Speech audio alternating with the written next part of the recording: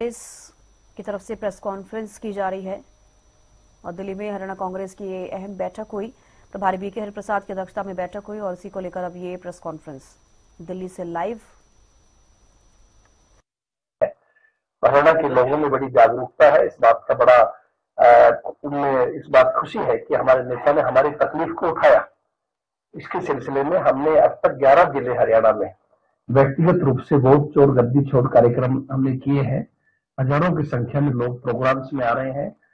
Memorandum भी महामहिम राष्ट्रपति जी के नाम हम लोग दे रहे हैं और लोगों में इस बात को लेकर पूरा चर्चा है कि जब हरियाणा के लोग चाहते थे कि राज कांग्रेस का बने और बनते हुए राज को जो चोरी किया गया, चाहे वो ईवीएम के गड़बड़ के द्वारा परसेंटेज बढ़ा करके, इस तरह आपने खुद देखा जर्नल मॉडल का फोटो लगा करके जो था, वो जो बहुत सी चीजें हमारे नेता ने यहाँ मीडिया के सामने उजागर की 5 नवंबर के दिन। उसके बाद हमने कार्यक्रम रखा है तो बहुत अच्छा उसका रिस्पॉन्स लोगों की तरफ से मिल रहा है और उसी सिलसिले में जो रामलीला मैदान में 14 दिसंबर रविवार की जो रैली रखी है, हरियाणा के लोग उसमें सबसे ज्यादा संख्या के अंदर भाग लेंगे, उस रैली को सफल बनाएंगे और मैं उम्मीद करता हूं कि लाखों लोग उस दिन उस रैली के अंदर होंगे। जिले के साथ नया संगठन बनाया, जिला अध्यक्ष बने हैं, तमाम उम्मीदवारों को भी आज बुलाया गया था लोकसभा विधानसभा में।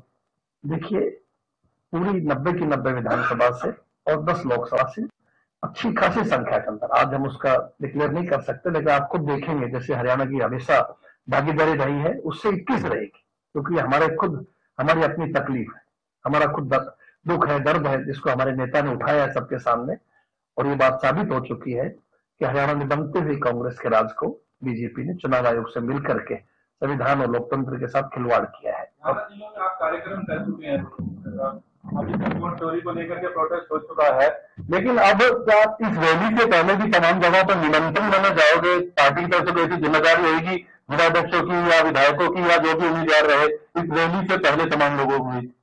देखिए, 5 तारीख तक तो जो कार्यक्रम चल रहा है चलेंगे जिलों पे, उसके बाद ये डेफर किए जाएंगे 14 के बाद। अब 14 की रैली के लिए ही कार्यकर्ताओं की मीटिंग की जाएगी जिलावार, जहाँ पे भी करनी होगी जाके कहेंगे और जिला के कार्यकर्ता और नेता सब मिलकर रैली को कामयाब करेंगे। उधर ही ये जो पूरा कार्यक्रम हो रहा है और वो लेकर के राहुल गांधी जी तो उसके बाद ये रैली जो रामलीला मैदान में है, तो इसमें हरियाणा की ओर से जानी संख्या में लोग आए और इस कार्यकर्ताओं को मैसेज जाए, इसलिए आज की बैठक का मुख्य उद्देश्य रहा है ये बताया गया। तो इसमें हरियाणा से आप क्या उम्मीद कर रहे हैं कि हरियाणा कितनी बड़ी तादाद में रैली में पार्टिसिपेट करेंगे? हरियाणा दिल्ली की 3 तरफ है, खूब लोग बढ़ चढ़ के हिस्सा लेते हैं इसमें और अब के भी नहीं, पहले भी रैलियां हुई रामलीला ग्राउंड में, हरियाणा ने पूरा हिस्सा लिया है, अब के भी पूरा हिस्सा लेंगे।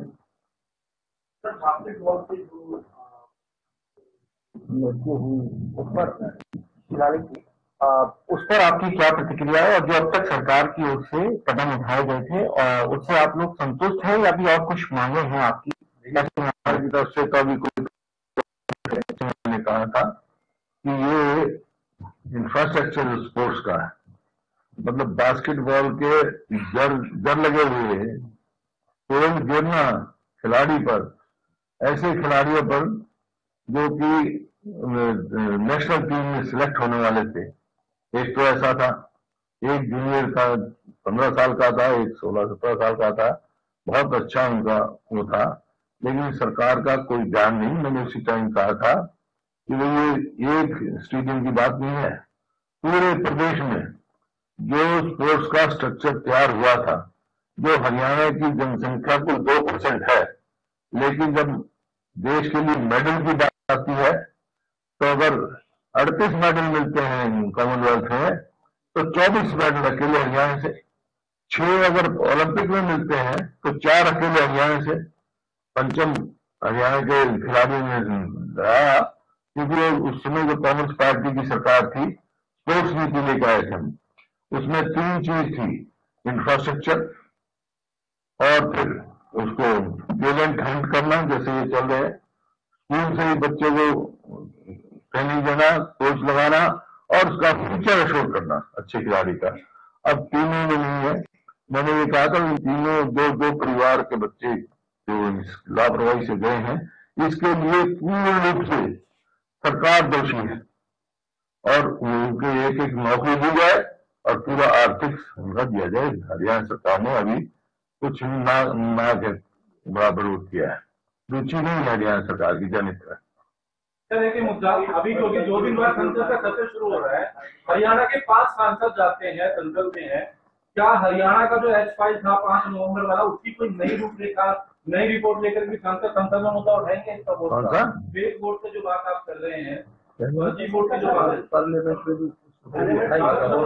निर्देश की हरियाणा में फेक वोट का मुद्दा सांसद पार्लियामेंट में उठाया, इसको लेकर तैयार? हाँ उठाएंगे, सांसद क्यों उठाएंगे, जब इसको उठाएंगे पूरी बात। तो रैली को लेकर चर्चा हुई, राव नरेंद्र कहते हुए नजर आए हैं। बीजेपी पर कांग्रेस प्रदेश अध्यक्ष ने निशाना साधा, वोट चोरी कर हरियाणा में बीजेपी की सरकार बनी।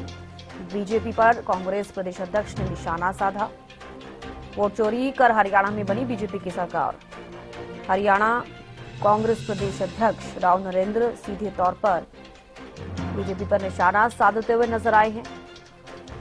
खिलाड़ियों की मौत के मामले पर भी हुड्डा ने सरकार पर निशाना साधा है।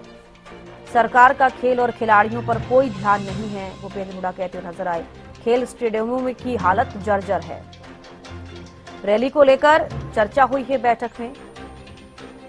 हरियाणा कांग्रेस प्रदेश अध्यक्ष राव नरेंद्र सिंह ने उस बैठक को लेकर भी जानकारी दी जो हरियाणा कांग्रेस की आज दिल्ली में बैठक हुई और वोट चोरी को लेकर कार्यक्रम चलते रहेंगे, भूपेंद्र हुड्डा कहते हुए नजर आए। हरियाणा के लोगों से रैली में पहुंचने की भी उनकी तरफ से अपील की है और भूपेंद्र हुड्डा ने यह भी कहा कि जिलेवार मीटिंग होगी, जो जिले के कार्यकर्ता हैं, जो नेता हैं, वो मिलकर रैली को कामयाब करेंगे। रामलीला मैदान में और भी पहले भी कई रैलियां हुई हैं और इस बार फिर कांग्रेस एक महारैली करने जा रही है।